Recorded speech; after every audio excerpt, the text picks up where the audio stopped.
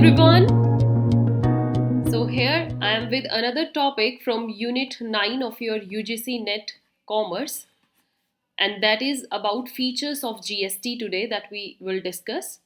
GST पर मैं already एक आपको session दे चुकी हूँ where I explained in detail what exactly this tax is all about and how it was enacted in India. So for that session on the top you can see that link, go and watch it out. And recently, in the very last session, I explained you the various constitution changes that are being done just to implement this GST.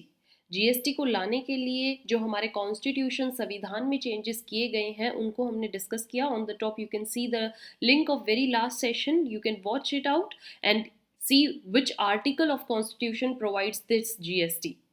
Now GST के बारे में जानने के बाद अब आपको समझना है कि जीएसटी के क्या ऐसे फीचर्स हैं जो इस टैक्स को सारे टैक्सेस से अलग बनाते हैं, या फिर ऐसे क्या इस जीएसटी में we can say basic features हैं जो जीएसटी को it looks or makes it separate from the other common taxes that we already have in India. And major of the taxes have been subsumed inside it. So let's start this topic discussing about the features. Before that, this is our official mail address and this is our contact number. Those students who want to connect to us, many of the students are demanding my notes, handwritten notes, and the questions for their MCQs practice. So for that, you can send us your queries and we will respond you and will deliver your order as soon as possible. So this is about GST. The very first basic feature of GST, that is goods and services tax, this has two components. Basically ये two components है. Dual इसका quantity थी. Dual tax के बारे में भी last session में मैंने डिस्कस किया. So it has two components. One is divided by center, which is referred to as central GST, and the other is limited by the state, which is referred to as state GST. एक central level पर implement होता है, एक state level पर implement होता है. State level पर आपको कहाँ कहाँ पर जीएसटी पे करना है वो सब हमारा बताया गया है. सेंट्रल लेवल पर आपको कहाँ पर जीएसटी क्लेम आपसे किया जा सकता है और उसको कलेक्ट सेंट्रल गवर्नमेंट के ही बिहाफ पर किया जाएगा. तो that is also separate. So two components are inside it. The next feature, central GST and state GST applies to all the transactions of goods and services. It applies to all transaction. जहाँ पर भी goods का लेन then हो रहा है, buying selling हो रही है या फिर इंटरस्टेट ट्रांसफ़र हो रहा है, वहाँ पर सेंट्रल जीएसटी स्टेट जीएसटी लागू होगा ही होगा. Next, central GST and state GST are paid to the accounts of center and state individually. ऐसा कहीं पर भी नहीं है कि जहाँ कहीं सेंटर और स्टेट के जो भी अकाउंट्स हैं वो दोनों के कॉमन हैं या फिर they are having joint accounts. No, when you pay state GST, it will go individually in state GST's account, and if you are paying central GST, then it will go into center GST account. So both the accounts are separate from each other. There is no similarity, or we can say there is nothing in common between them. Next feature, central GST and state GST are treated individually, as I said. Therefore, taxes paid against these taxes, like central tax, are allowed to be taken as tax credit. Input tax credit, हम central GST को किस name से भी जानते हैं? Input tax credit, ITC. So कहीं पर भी अगर आप ITC पढ़ते हो in terms of trade, that stands for input tax credit and it is allowed to be taken through central GST. Central GST के द्वारा इसको लिया जाता है.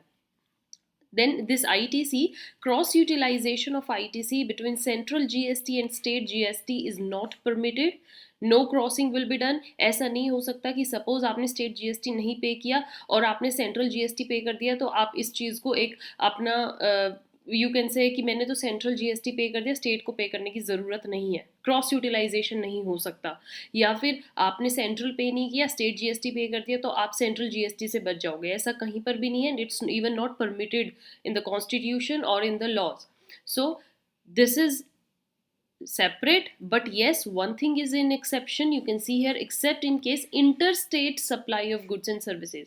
Suppose एक स्टेट से दूसरी स्टेट में अगर ट्रांसफर किया जा रहा है, लाइक हरियाणा से उत्तर प्रदेश यूपी में सामान जा रहा है, तो ये एक inter state transfer of goods and services है. यहाँ पर ये ज़रूरी नहीं है कि आपको इस स्टेट में भी टैक्स पे करना है, इसमें भी, या फिर सेंट्रल को देना है. इंटर स्टेट जो ये टैक्स है, as in case of dual, मैंने आपको समझाया था, these bodies are regulated by central GST का काम है इंटर स्टेट के सप्लाई ऑफ गुड्स को चेक करे और इन पर जीएसटी लगाए.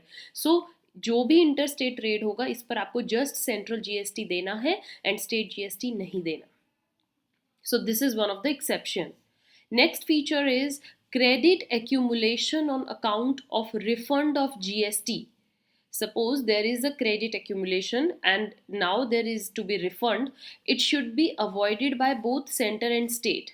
सेंटर और स्टेट को क्रेडिट एक्यूमुलेशन से बचना चाहिए. मींस आप किसी से एक्सेस में जीएसटी क्लेम नहीं कर सकते कि कल ऐसी सिचुएशन आए कि आपको रिफंड करना पड़े. ऑलराइट, सो रिफंड की सिचुएशन से सेंटर और स्टेट को बचना है. But if there is like cases, exports है, परचेज ऑफ कैपिटल गुड्स है, इनपुट टैक्स अगर हो चुका है, higher rate than output tax आपने पे कर दिया है, तो ऐसी सिचुएशंस में then there can be refund of GST. Otherwise refund of GST or credit accumulation is to be avoided. That is strictly said here. Next feature, uniform procedure for collection of both the central GST and state GST was prescribed.